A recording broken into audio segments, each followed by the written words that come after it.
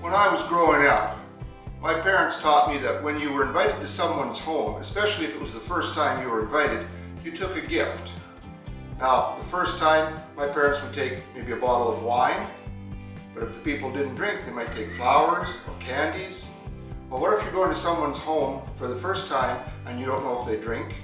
You don't know if they're on a diet and don't want candies? Maybe they're allergic to flowers. Well, if all of that's true, what better gift could you take than a doorstop? Actually, when I first started turning, this is one of the first projects I did. I found it in an old magazine or book somewhere. I had some fun learning turning with this, and I gave them to a few friends who actually did appreciate them, or they lied to make me feel good. But another bonus of this is if you want to give one to someone, and you do make one, you actually make two. So you can keep one for yourself, or next time you go out, you got another gift ready. So that's what I'm going to do today, make a couple of doorstops. Stick around, let's have some fun making doorstops. The wood I'm going to use for this doorstop is one piece of walnut, 1/4 of an inch thick, and 2 pieces of oak left over from a kitchen renovation project. Now, they're 10.5 inches long, and when sandwiched they make a 1 3/4 inch square blank. So I'm going to glue these together, and then I'll be back. Well, the glue is dry now, my sandwich is ready. I found the center on both ends, put a little divot with the scratch awl. Now I'm ready to take it to the lathe. First time I made a doorstop, I think a blank was about 3.5 inches square. Well, I certainly found out in a hurry that very few doors in my house are that high off the floor. So that's why I'm going with 1 3/4 now. I'm going to mark 1 1/2 inches from each end for the handles. And I'll continue those marks all the way around.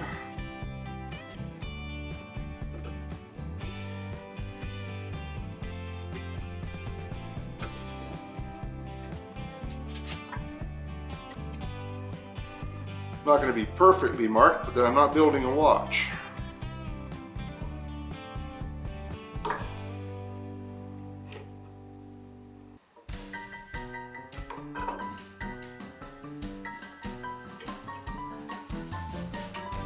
These lines represent what I want to be the shoulder. I'm starting a little shorter than what I might need to do, but it's easy enough to move out some more. I don't want to have to move in. It's kind of hard to put the wood back on once you've removed it. I'm going to be turning at 2,000 RPM and using my skew chisel.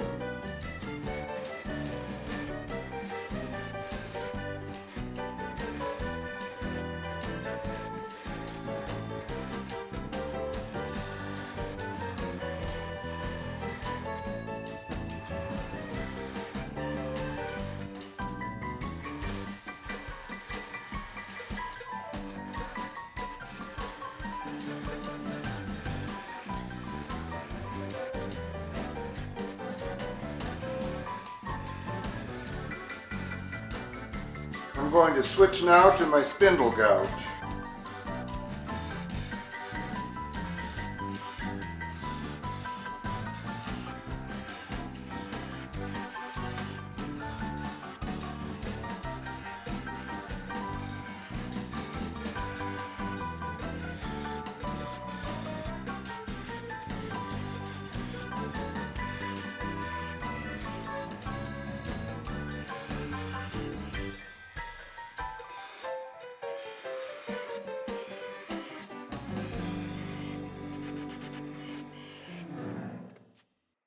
They're not exactly the same, but they're both good enough.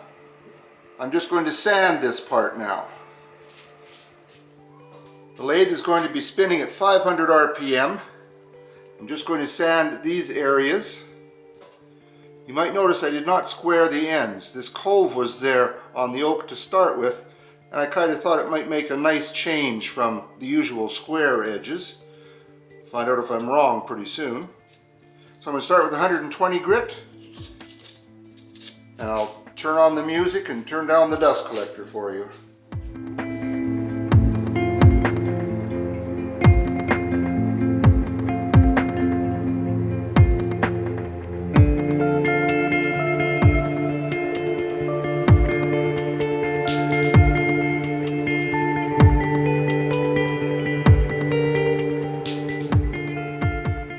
I have these knobs that are the handles sanded to 320 grit. I think that's plenty good enough on oak for something that's functional for its purpose. I had planned to leave this finish on, but as I often do, I've changed my mind, decided I don't really like it there, so I'm going to put it gently through the drum sander, just enough to take that off. I do like the finish in the coves. I think it makes a nice accent.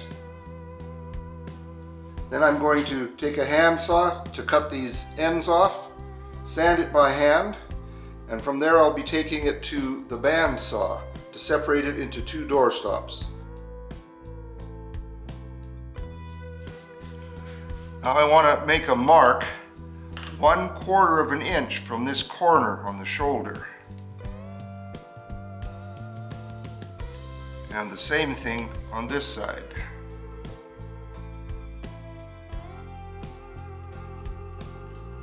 Now I want to draw a straight line across those 2 points.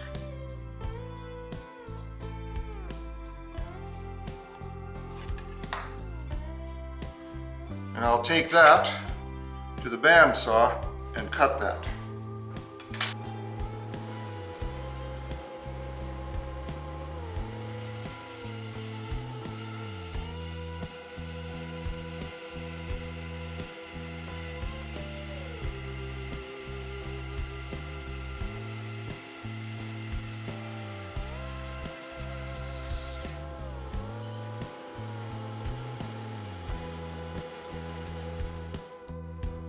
And there are the two door stops.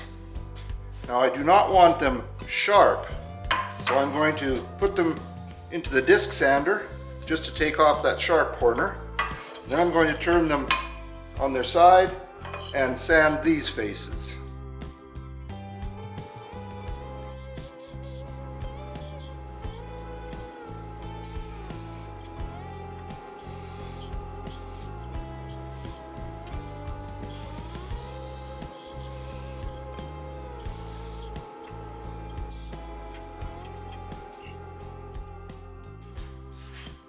Well, there you go. It's a fairly simple project.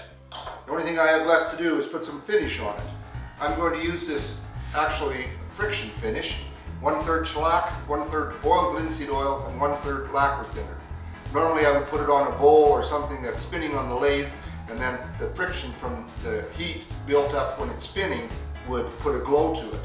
I'm going to put it on this. If I don't like the finish, I will take it to the lathe, put it on the buffing wheel system, and finish it that way. But even without that, this does make a nice job. I'll just put this on liberally. I'm going to let it dry, and then it will be totally finished. I'll be back to show you what they look like when this is done.